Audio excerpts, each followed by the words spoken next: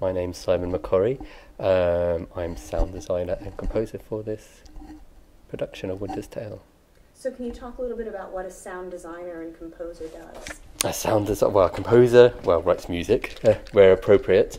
I kind of, it's a hard one. They're always seen as separate jobs, and quite often they are separate jobs.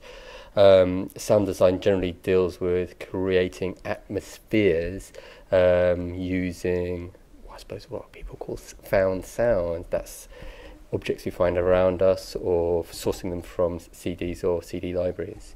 So sound effects like birdsong, door knocks and stuff like that. So I suppose traditionally that's what a job of a sound designer is. But I think now with the use of computers and stuff like that and the ability to edit, it's become something much more like soundscape. And soundscape is another kind of music. So actually, personally, I don't see actually there's that much of a difference. They're the same thing, they're doing the same job.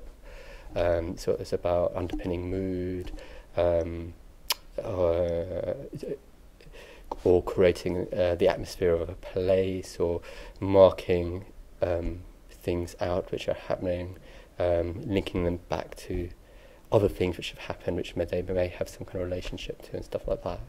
Right. So you are definitely part of the creative process with the director and stuff like that. I mean, how do you begin? Do you watch rehearsals? Do you have a conversation with the director?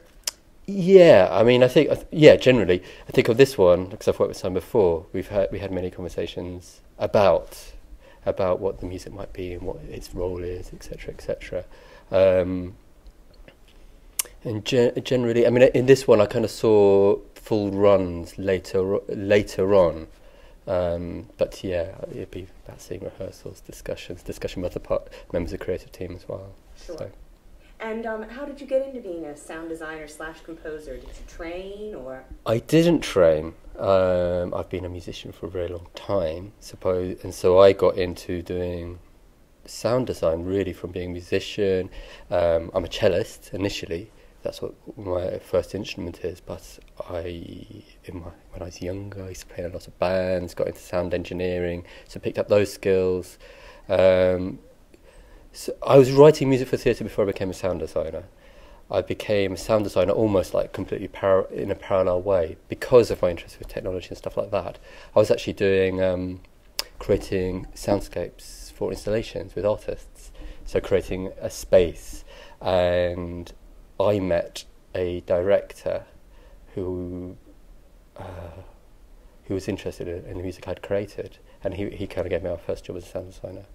So it was that was a sideways thing. I hadn't even thought about that use of sound for theatre. So it was a combination of being something that was technologically interesting and creatively interesting, Yeah. wasn't it? Yeah. Great, thank you so much.